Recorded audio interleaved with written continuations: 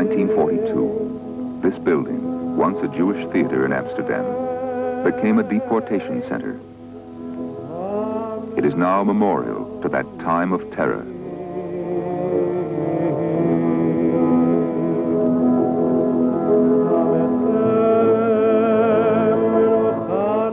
Of the 120,000 Jews of Holland, 12,000 survived.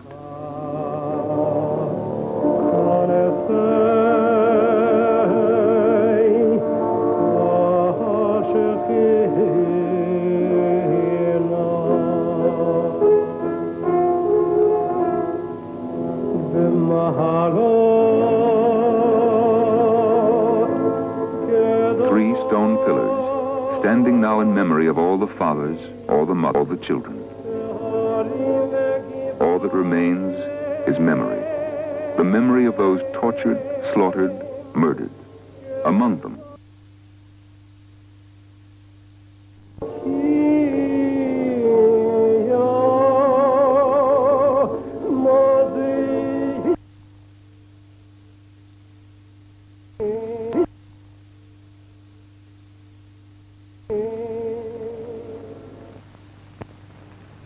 some of them who survived were able eventually to come here as I did.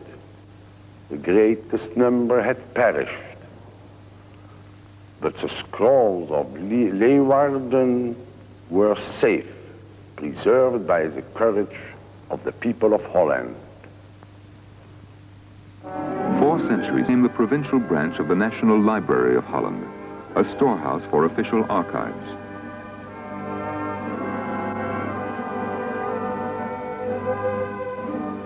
In 1943, at the height of the Nazi occupation, August Corre, in charge of these archives, unwound 3 of the Torah scrolls of Leywarden and hid the holy parchment with the archives of a famous university town, the town of Franeker.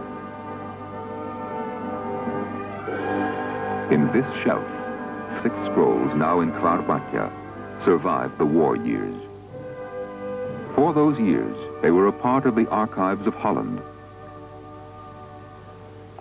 It makes me proud of my countrymen in Holland when I think of their courage to be found hiding the Jewish scrolls, the most sacred object of our faith, was a crime punishable by deportation.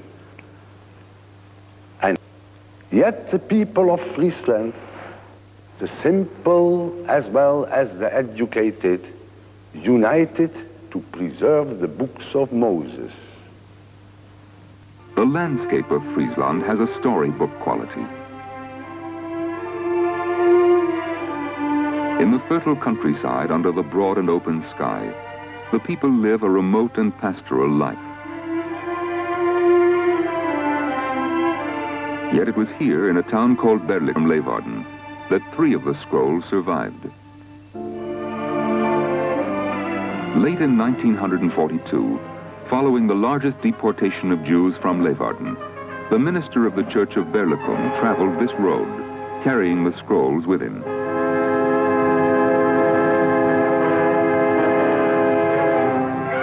The minister hid them first, protecting them as long as he could. When he himself came under Nazi suspicion and had to flee, he gave the precious scrolls to a parishioner named Bindert Bosma.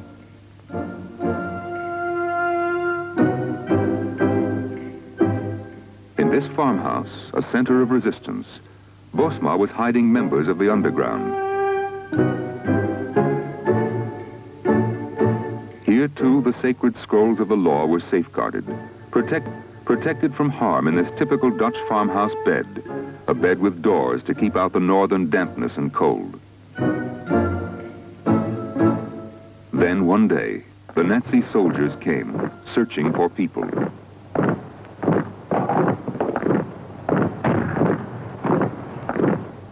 The refugees in hiding escaped through this trapdoor in the attic. The heels of Nazi boots trampled the scrolls inside the bed, but the scrolls were not. On the day of liberation, in his tiny town of Berlicum, there was a celebration and a parade, a celebration of victory and of deliverance.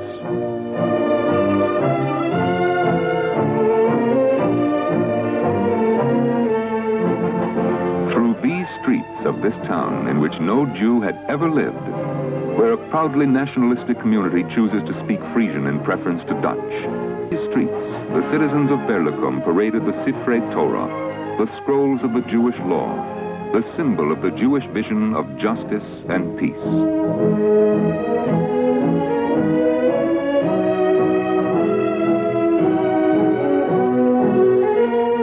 Here on the main street of their town, in this storefront where all could see, they placed with reverence the scrolls of Leyvarden. The symbol of Jewish ethics had become their symbol of their freedom.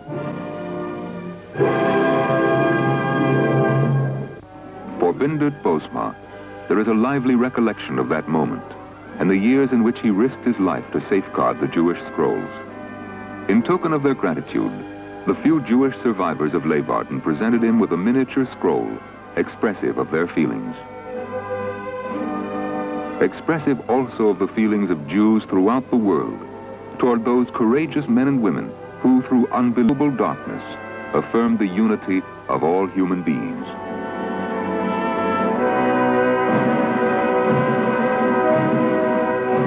A unity affirmed and reaffirmed each day in this synagogue, the synagogue of Leyvarden, reborn in Israel.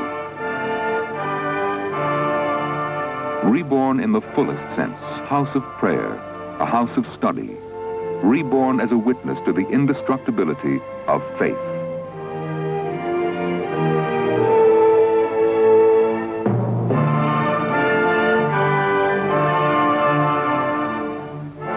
Within this synagogue in the modern land of Israel, the ancient tradition is born anew. Here, those who perished are remembered, remembered eternally and each day.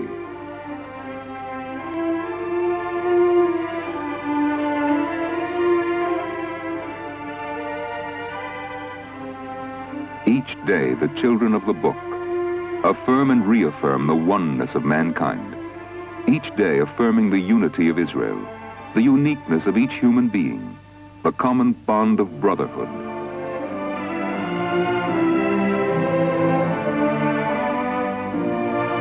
A congregation expressing in every act of prayer and of a people.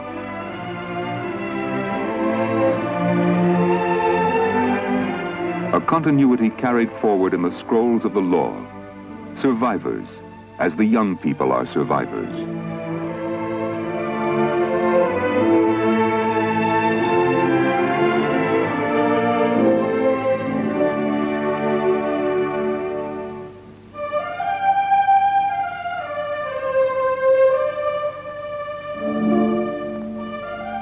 The scrolls of the law, conveying a wisdom and a confidence in life, reaching backwards in time to the roots of civilized man's morality.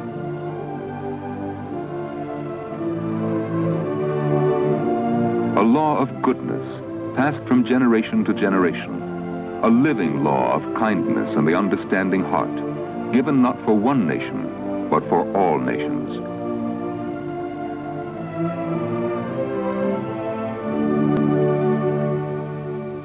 A legacy to be preserved, to be understood, to be heard.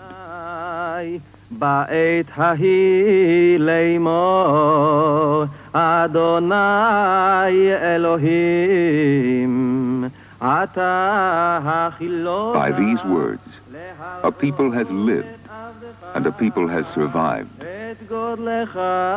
By these words, in this same land, a people first saw life, but as a journey toward a better world. In each one, there is a silent memory. A memory of yesterday, a promise of tomorrow, a promise of productive life.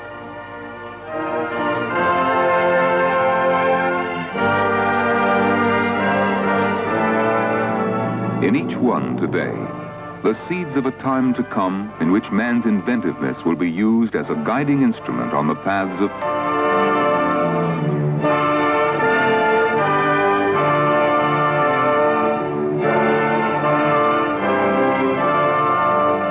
The promise is alive in each one, in every laboratory, in every classroom. The promise of a land fulfilling its potential for human service, of a land rearing its children for service to the human family. This reborn synagogue in Ireland, growing through the will of a reborn people, is unique in man's history. A symbol of man's hope. It is a tree of life to them that grasp it, and of them that uphold it, every one is rendered happy.